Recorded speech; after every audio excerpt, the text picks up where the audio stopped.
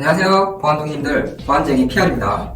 캐릭터가 좀 변동됐죠. iOS 13으로 업데이트하고 음량에 오류가 있어서 그 작지만 틱틱틱 거리는 소리가 좀 반복적으로 들리더라고요. 그래서 당분간은 이 새로운 캐릭터로 좀 인사드려야 할 것 같습니다.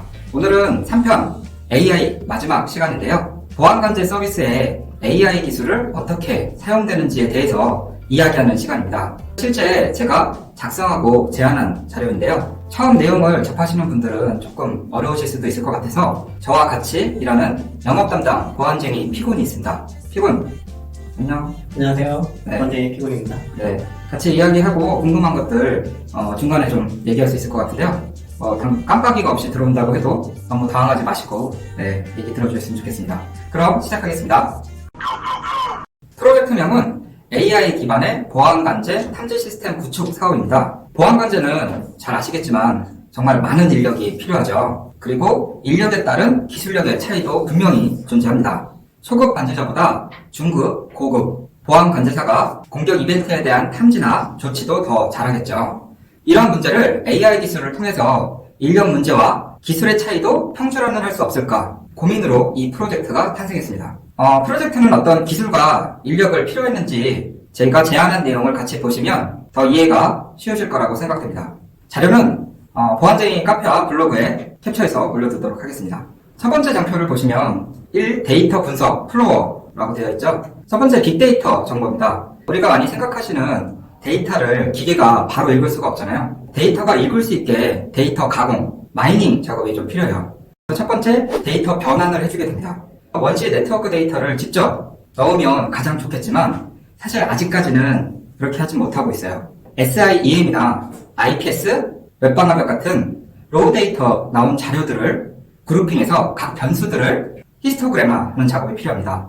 필수 데이터를 추출하고 파생 변수를 생성을 해서 의미 있는 데이터를 범주형 데이터로 변형을 하는 거죠. 두 번째, 데이터 인코딩 작업을 하는데요. 정수와 실수만으로 이루어진 데이터로 변환을 합니다.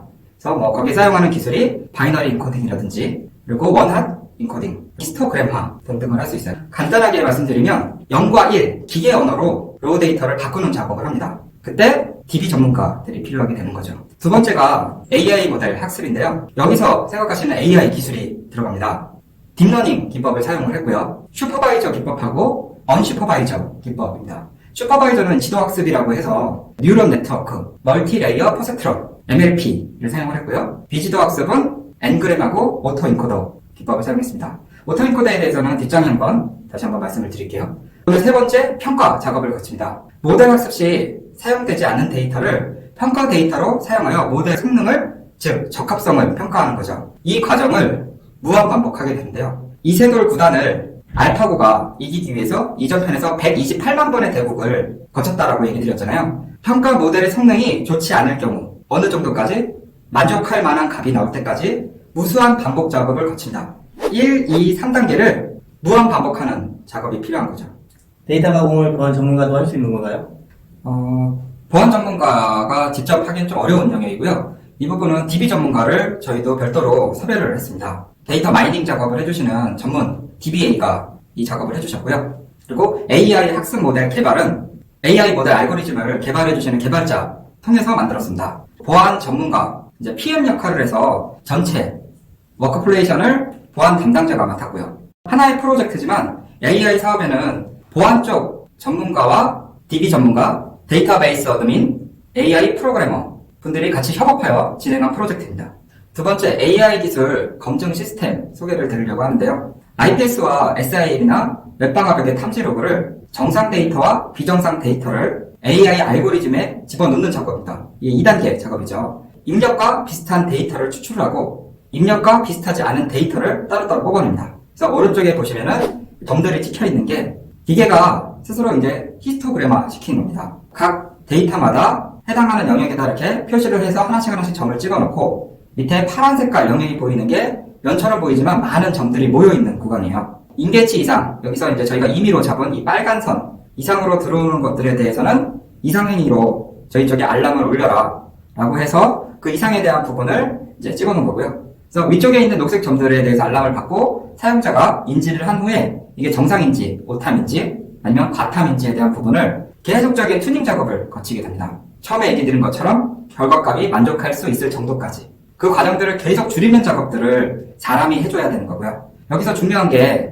많은 인력들이 이 부분에서 더 많이 소요가 된다는 것입니다. 세 번째 데이터 가공인데요. 보시면 많이 보셨던 로그 데이터 정보일 거예요. 그래서 왼쪽이 이제 소스 IP, 들어오는 IP 값이고, 가운데 있는 보이는 IP가 내부, 데스티네이션 IP죠. 그리고 포트 정보와 get, first, put 정보들. 단순히 이 빨간 색깔로 되어 있는 것이 이제 샘플을 한 겁니다. 이 부분을 범주형 데이터 집합 추출이라든지 원핫 인코딩, 그리고 바이너리 인코딩, 히스토리 그래머 시켜서 기계가 읽을 수 있는 기계 숫자 0과 1로 변환을 합니다. 그래서 최종 결과 인풋 데이터를 이렇게 보시는 화면같이 뽑아놓고요. 이 데이터들을 계속적으로 처음에 보여드렸던 오토 인코더에다가 집어넣는 작업을 하게 됩니다. 이거는 이제 딥러닝 기법의 간 기법이고요. 입력과 출력값을, 결과값을 보여줄 수 있게끔 모델 트레이닝을 통해서 결과의 수치를 낮춘다. 다섯 번째, 데이터 가공을 이제 수치에 얻는 정상 데이터와 비정상 데이터. 오른쪽에 보시는 표가 정보고 이제 탐지 영역에서 오른쪽으로 갈수록 실제 공격, 그리고 위로 올라갈수록 정상 데이터 몇 건, 비정상 데이터 몇 건, 이런 식으로 저희가 원하는 값들을 추출해낼 수가 있고요. 웹서비스에서 발견한 공격의 탐지 건수를 사람이 아닌 AI 모델을 통해서 얻는 것이 목적입니다. 그래서 오른쪽에 있는 데이터 값이 이제 왼쪽 위부터가 정상적인 사용자들이고요. 오른쪽 밑에 986건이라고 되어 있는 것이 이제 실제 공격. 그리고 이 보안 관제에서 항상 이슈가 되는 부분이 이 왼쪽 밑에 미탐 영역 141이라고 되어 있는 것과 과탐 영역 124라고 카운트되어 있는 것입니다. 이 부분을 얼마나 정상적인지 비정상적인지에 대한 부분을 줄여나가는 과정을 사람이 아닌 AI를 통해서 했다는 것에 의미를 두고 있고요. 미탐 영역은 다시 좀 설명을 드리면 공격인데 탐지를 못한 영역입니다. 과탐 영역은 정상인데 공격이라고 판단한 영역이고요. 정보고 관제를 하시고 공부를 하시는 분들은 이 표를 자주 보셨을 거예요. 마지막으로 소개해드릴 장표는 실제 이제 사용했던 소프트웨어 그리고 프로그래밍 정보인데요. 데이터베이스는 빅데이터 기반의 NoSQL, MySQL을 사용을 했습니다. 하둡이라든지 많은 빅데이터 알고리즘들이 있지만 저희는 데이터의 확정성을 고려하여 NoSQL을 사용을 했고요. 딥러닝 엔진은 텐스플로우를 사용을 했습니다. 텐서플로우는 뭔가요? 텐스플로우는 구글에서 개발한 AI 엔진이에요. 그래서 검색이라든지 그다음에 음성 인식, 현재 번역기, 구글 앱에서 사용하는 기계 학습용 엔진이고요. 2015년에 공개 소프트웨어로 전환됐습니다. 그래서 텐서플로우가 C++ 언어로 작성이 되었고, 그리고 파이썬 응용 프로그램의 인터페이스 API를 제공하죠. 엄청 강력한 엔진입니다. 거의 AI라고 하면 이제 그런 거 보셨을 거예요. 사진들의 비슷한 사진을 검색해주는 기능. 그래서 사과 사진을 보여주고 이 데이터를 AI 알고리즘에 집어넣고 이게 사과인지 아닌지 찾게 하는 기술을 구글에서 한번 선보인 적이 있었는데요. 그때 사용했던 엔진이 텐스플로우 엔진입니다. 마지막으로 AI 관련해서 알고리즘은 파이썬 SQL을 사용했습니다. 오늘의 결론입니다. AI 기술의 발전은 사람의 일을 줄여주기 위한 목적으로 발전하고 있습니다.